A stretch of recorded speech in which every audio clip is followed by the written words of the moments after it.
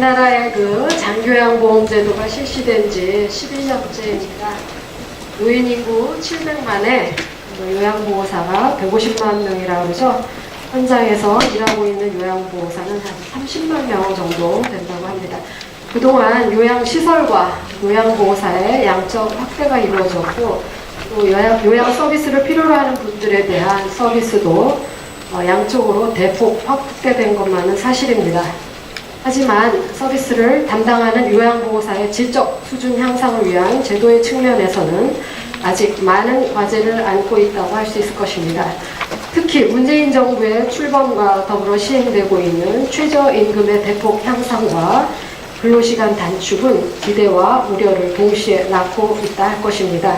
오늘 정책 토론회에서 문 정부가 추진하고 있는 소득주도 성장 정책이 실제 요양보호 현장에서 어떻게 받아들여지고 있고 문제점은 무엇인지, 그리고 해법은 무엇인지를 모색하는 의미 있는 자리가 되길 바랍니다.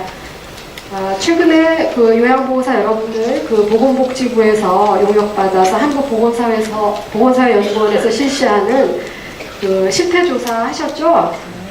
네, 그 조사 목적이 요양보호사의 안정적 수급과 양질의 요양보호 인력을 양성하기 위한 정책적 근거를 마련하는 데 있습니다. 저는 오늘 그 한국요양보호사 중앙회에서 발빠르게 사전조사한 자료를 분석한 결과에 대해 말씀드리겠습니다. 여러분들 그 지금 자료집을 나눠드렸는데요. 거기 보시면 이쪽에 이 페이지에 보시면 여기 앞에도 좀 주시면 좋겠는데요.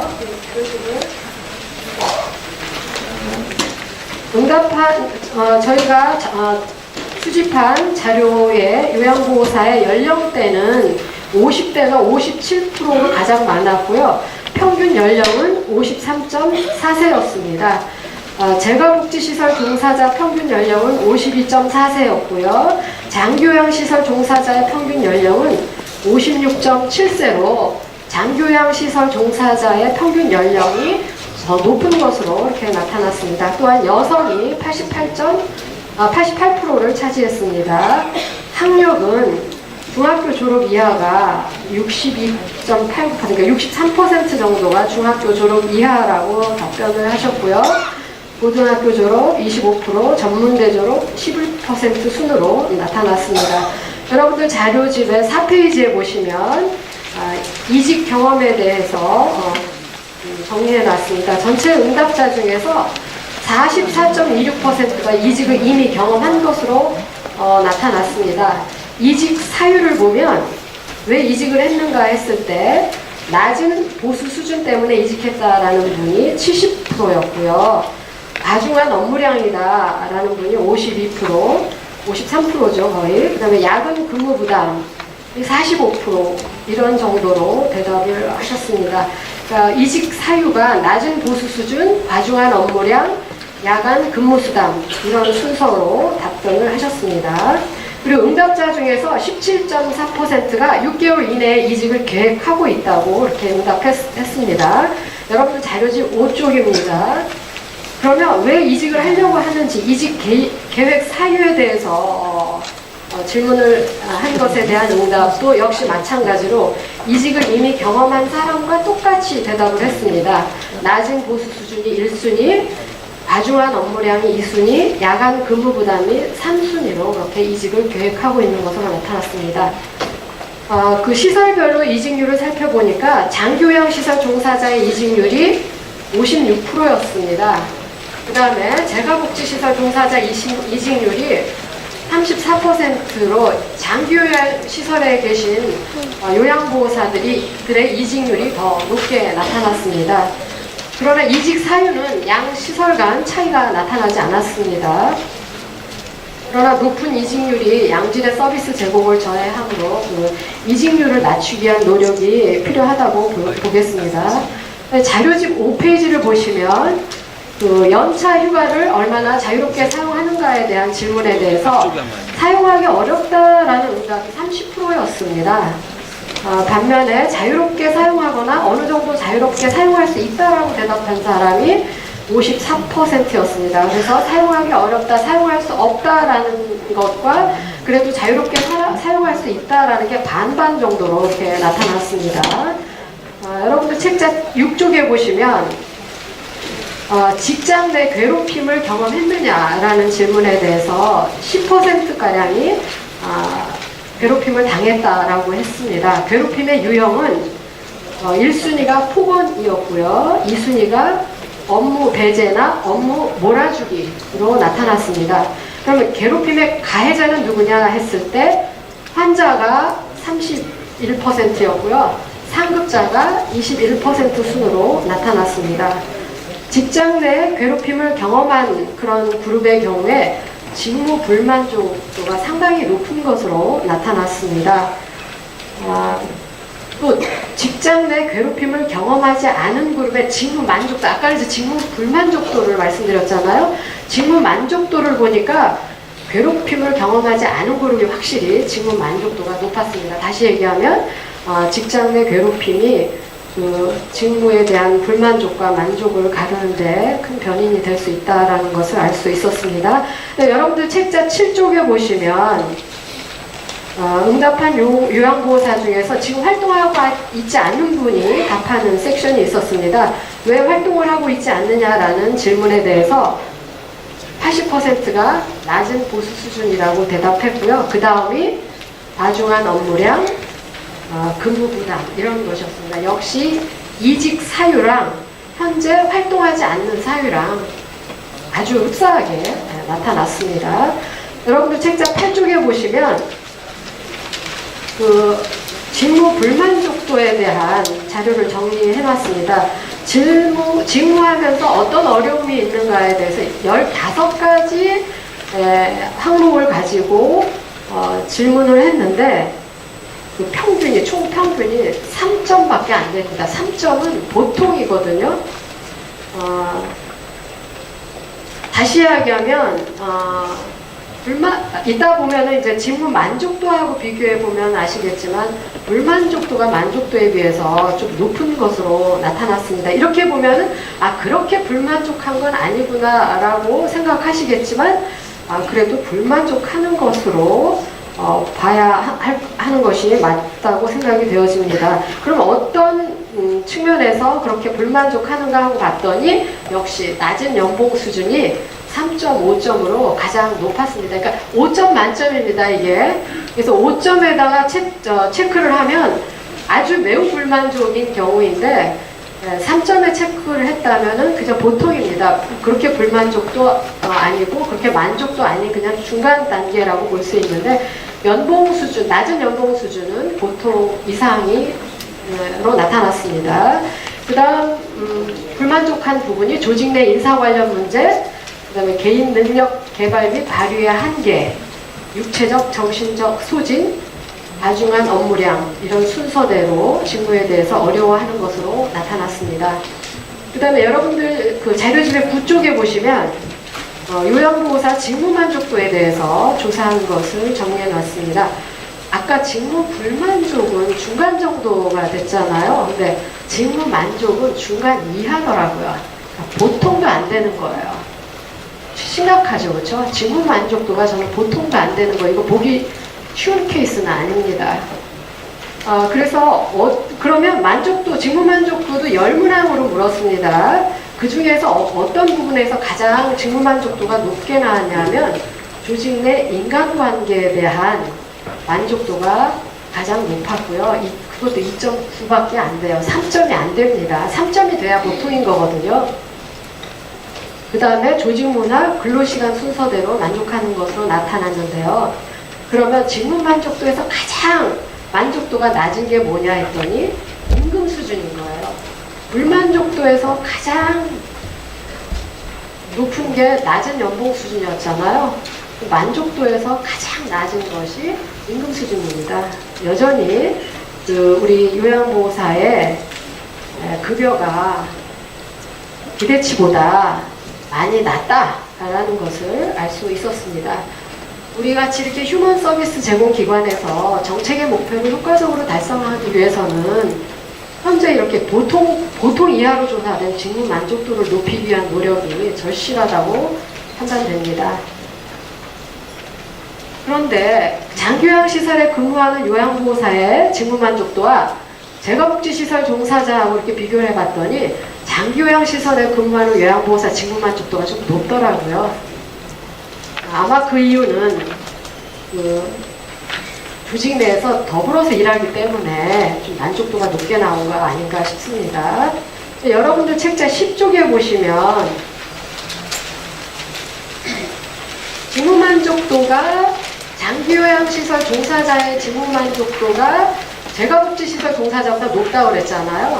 그래서 각 항목별 10개 항목에 있어서 그 양시설 간의 차이를 좀 보려고 했더니 모든 면에 있어서 10개 항목 모든 면에 있어서 장기요양시설 종사자의 직무만족도가 높았습니다. 그 중에서도 특히 임금 수준, 급여죠, 고용 안정, 노동 강도, 조직 문화, 인사 승진 및 노무 관리에 있어서는 아주 통계적으로 유의하게 장기요양시설 종사자의 직무만족도 평균이 재가복지시설 근무자에 비해서 높은 것으로 나타났습니다. 여러분들 자료집 11쪽에 보시면 직무 불만족도 평균과 직무 만족도 평균을 비교해 봤습니다. 직무 불만족도 평균이 직무 만족도 평균보다 높게 나왔습니다. 그러니까 더 불만족하고 덜 만족스러운 그런 지금 직무 상태, 상황이다라고 말씀드릴 수 있겠습니다. 그래서 이를 직무 불만족도를 좀 낮추고 직무 만족도를 좀 높이기 위한 제도적 뒷받침이 필요하다라고 생각됩니다.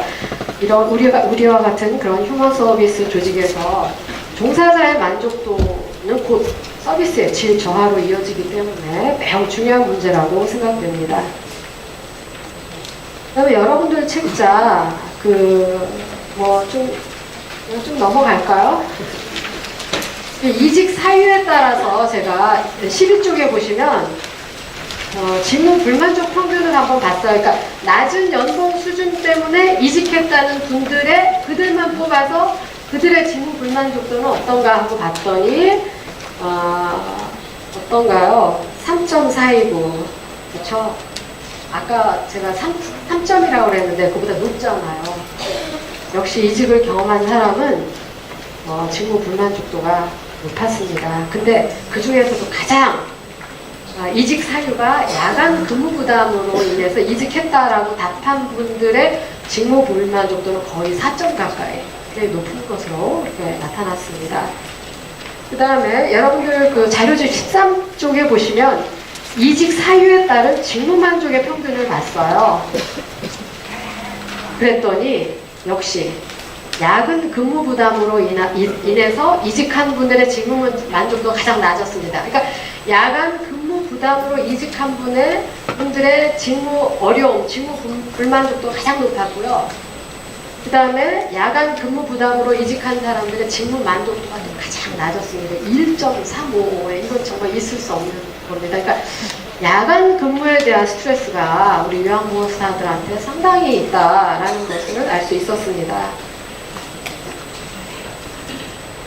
그 다음에 13쪽에 보시면 제가 그러면 이번 실태조사에서 직무 불만족도와 직무 만족도를 좀 살펴본 그 실태조사였기 때문에 직무 만족도에 영향을 미치는 요인을 찾아보기 위해서 다중회귀 분석 결과를 했습니다. 그 결과 나이가 많을수록 직무 불만족도가 떨어지더라고요. 신기하죠, 그렇죠? 그래서 요양보호사의 그 연령 제한이 꼭 필요할까 하는 생각이 제가 이걸 하면서 들었습니다. 그 다음에 이직 경험이 있는 사람이 없는 사람에 비해서 직무 불만족이 높았어요. 역시 이직을 경험한 사람들은 불만족도가 높았고요. 그 다음에 나이가 젊을수록 불만족도가 높았다. 이런 결과가 나왔습니다. 그 다음에 14쪽에 보시면 직무 만족도의 결정 요인을 살펴보기 위해서 또 나중에 분석을 해봤는데요. 여기도 같게 나오더라고요. 아까는 나이가 어릴수록 불만족하다 그랬잖아요. 많을수록 불만족도가 떨어진다 그랬잖아요. 만족도에서 나이가 많을수록 만족감을 더 느끼는 것으로 이렇게 나왔습니다. 그리고 이직 경험이 있는 사람이 없는 사람에 비해서 만족도가 떨어져요. 그래서 우리가 이직률 낮추기 위한 노력이 굉장히 중요하다라는 생각을 하게 됐습니다. 이상의 실태 조사를 통해서 제가 요양보호사 역할과 정책, 과제에 대한 제언을 간단히 좀 해주고자 합니다. 먼저 요양보호사의 역할을 확대할 필요가 있다라고 생각합니다. 노인복지법과 노인장교양법에 의하면 요양보호사는 요양시설이나 재가복지시설에서 노인의 신체활동 또는 가사활동을 지원하는 업무로만 제한하고 있습니다. 즉 요양보호사 영역이 너무 제한적인 게 현실입니다.